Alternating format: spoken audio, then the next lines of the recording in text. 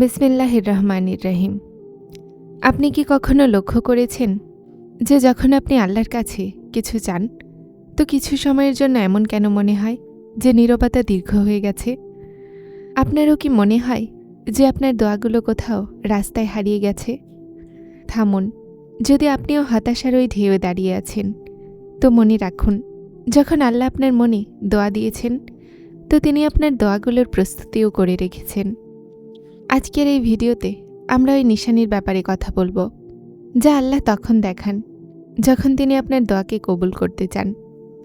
জীবনে আমরা যখন কোনো জিনিসের জন্য হাত তুলি তো আমাদের অন্তর জলদি ফলাফলের দিকে দৌড়ায়।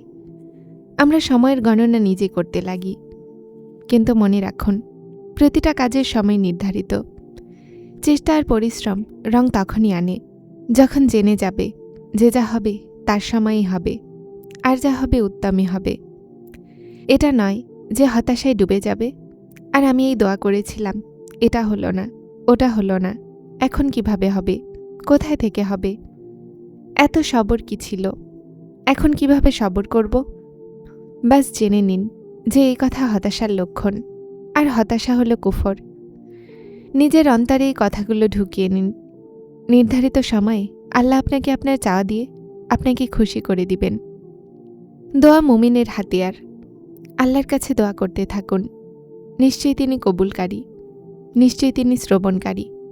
সবর করুন আর উত্তম সময়ের অপেক্ষা করুন। ডাক যতটা খাস হবে মঞ্জিল পর্যন্ত ততটাই দ্রুত পাবে। ঘরের কোনো কোণাতে কান্নারত তোমার দোয়ার চোখে কাঁধে বসে থাকা ফেরেশতারা ছাড়া কেউ জানবে না। তখন আরও সে ডাক বাজবে, আর তিনি আল মুসাব্বুল, প্রতিটা জিনিসকে আকৃতি দানকারী, প্রতিটা জিনিসকে ফলাফল দানকারী। তার হুকুমে প্রতিটা চেহারা, প্রতিটা আকৃতি, প্রতিটা রং আর প্রতিটা চেহারা তৈরি হয়ে যায়।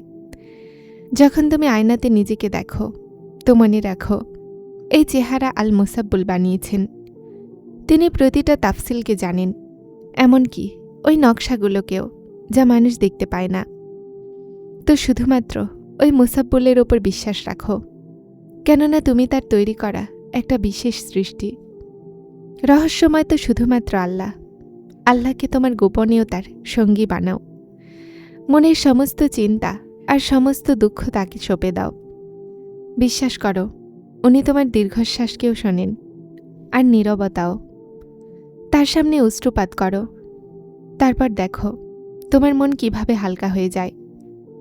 নিশ্চয়ই তিনিই তো আছেন যিনি ভাঙা হৃদয়গুলোকে সামলান, আর তিনি আপনার মনকেও সামলে নেবেন। আর খুব জলদি আপনাকে এত শান্তি দিবেন, এত খুশি দিবেন যে আপনার মন রাজি হয়ে যাবে ইনশাআল্লাহ। আল্লাহর সিদ্ধান্তে ভরসা করা শেখো। যদি কোনো চিন্তা তোমাকে কষ্ট দিচ্ছে, মন উদাস, অথবা কোনো সিদ্ধান্ত কঠিন লাগছে, তো তোমার রবের সাথে কথা বলো, তাকে সব বলো, তার সাথে পরামর্শ করো আর দোয়া করো। তারপর নিজের মন থেকে এই ভয় বের করে দাও যে কি হবে আর কি হবে না। মনে রাখো, যেটাই হবে সেটা তোমার জন্য উত্তমই হবে, কেননা আল্লাহ সবচেয়ে উত্তম ফয়সালাকারী। নিজের সমস্যা আল্লাহর সোপর্দ করে দেওয়া, এটাকেই তাওয়াক্কুল বলে। আর যখন তোমার তাওয়াক্কুল মজবুত হয়ে যায় তখনই তোমার জন্য মজেজা হয়। শুধু তোমাকে তোমার জন্য মজেজার অপেক্ষা করতে হবে, কিন্তু পরিপূর্ণ বিশ্বাস আর তাওয়াক্কুলের সাথে। সব জিনিস যা তুমি হারিয়ে ফেলেছিলে তার ফল মজুদ আছে, কিন্তু যদি তুমি আল্লাহকে হারিয়ে ফেলো তো তারপর কোনো ফল নেই, বরং এটা এমন ক্ষতি যেটার কোনো ক্ষতিপূরণ সম্ভবই নয়। যে আল্লাহকে পেয়ে গেল সে হারালই কি? যে আল্লাহকে পেল না সে পেলই বা কি? আল্লাহকে ছাড়বে তো কোনো কিছুই পাবে না। যেখানে এতটা সবর করেছ সেখানে আর একটু সবর করো। তারপর দেখো, যা এতক্ষণ তোমার নসিবের অংশ ছিল না সেটাও তোমার কাছে পর্যন্ত পৌঁছে দেয়া হবে। দুঃখ করো না, আল্লাহ তোমার সাথে আছেন। কখনো আপনি অনুভব করেছেন যে যে রাস্তাগুলোতে আপনি চলছিলেন সেটা হঠাৎ বদলে গেল? যে দরজাগুলোতে আপনি বারবার কড়া নাড়ছিলেন আর সেটা বন্ধ ছিল, সেটা আপনা আপনি খুলতে লেগেছে।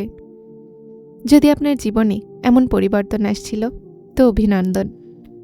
এটা কোনো কাকতালীয় নয়, বরং এটা ওই কথার ইশারা যে আল্লাহ পাক আপনার দোয়ার জন্য উসিলা তৈরি করা শুরু করে দিয়েছেন। যখন আল্লাহ কোনো দোয়াকে কবুল করার সিদ্ধান্ত নিয়ে নেন, তো তিনি জমিন আর আসমানের পরিস্থিতিকে আপনার হকে করে দেন। দোয়া শুধুমাত্র কথা নয়, বরং এটা একটা এমন আমল যা দুনিয়ার নিয়মকে বদলানোর সামর্থ্য রাখে। যখন আপনার মনে হবে যে হঠাৎ সেই বাধাগুলো দূর হচ্ছে যা মাস ধরে আপনার রাস্তা আটকে ছিল, তো জেনে নিন যে এখন সময় নিকটে। অনেক সময় এমন মনে হয় যে আমরা একটা বিশেষ রাস্তাতে জিদ করি, কিন্তু আল্লাহ কবুলিয়তের আগে ওই রাস্তাগুলোকে বন্ধ করে দেন, যা আমাদের জন্য ক্ষতিকর হয়। পরিস্থিতির বদলানো কখনো কখনো আপনার মর্জির বিরুদ্ধে হতে পারে, কিন্তু এটাই ওই মুহূর্ত হয় যখন আল্লাহ আপনার দোয়াকে কোনো উত্তম উপায়ে বাস্তবতা বানান। যদি আপনার অনুভব হয় যে হঠাৎ আপনার মনে নতুন খেয়াল আসছে, নতুন মানুষেরা আপনার জীবনে আসছে, অথবা আপনি এমন সুযোগ পাচ্ছেন যেটার ব্যাপারে আপনি ভাবেননি, তো এটা আল্লাহর পক্ষ থেকে গায়েবী সাহায্য। তিনি আপনার পরিস্থিতিকে একটা নতুন রূপ দিচ্ছেন, যেন আপনি ওই মঞ্জিল পর্যন্ত পৌঁছাতে পারেন যেটার জন্য আপনি দোয়া করেছিলেন। কবুলিয়তের আগে আল্লাহ কখনো কখনো আপনাকে এমন পরিস্থিতি দিয়ে অতিক্রম করান যেখানে আপনার সবরের পরীক্ষা নেওয়া হয়, যেন আপনি ওই নিয়ামতের কদর করতে পারেন যা আপনি পেতে চলেছেন। মনে রাখুন, যখন আল্লাহ আপনাকে চাওয়ার তৌফিক দিয়েছেন, তো তিনি দেওয়ার ইচ্ছাও করেন। ব্যাস আপনার নজর শুধুমাত্র আল্লাহর ওয়াদাতে রাখতে হবে, নাকি আপনার পরিস্থিতির ওপরে। আজ যদি আপনার পরিস্থিতিতে পরিবর্তন হয়, যদি আপনার মনে হচ্ছে যে সব কিছু বদলাচ্ছে, তো ভয় পেও না। এটা আল্লাহর তোমাকে জবাব দেওয়ার নিয়ম। তিনি জমিনকে সহজ করছেন, তিনি রাস্তা বানাচ্ছেন, আর তিনি সময়কে আপনার হকে আনছেন। ব্যাস তাওয়াক্কুলের হাত ধরে রাখো, কেননা যিনি কোন বলে দুনিয়া বানিয়েছেন, তিনি আপনার জন্য পরিস্থিতিকে বদলাতেও সক্ষম।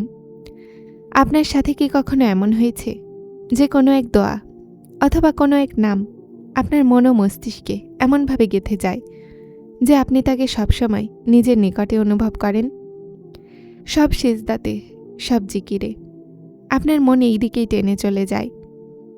মনে রাখুন, এটা কোনো সাধারণ অনুভূতি নয়, এটা এই কথার বিশেষ নিশানি যে আল্লাহ এই দোয়া কবুল হওয়ার সিদ্ধান্ত নিয়ে নিয়েছেন, আর তিনি আপনাকে এটার অপেক্ষা করার মিষ্টতা অনুভব করাচ্ছেন।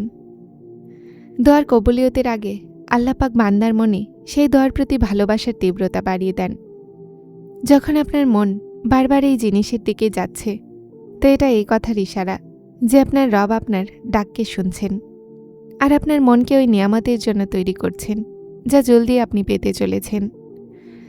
যখন দোয়া কবুল হতে চলেছে, তো আল্লাহ বান্দার মনে তার জন্য আশা আর বিশ্বাস তৈরি করে দেন।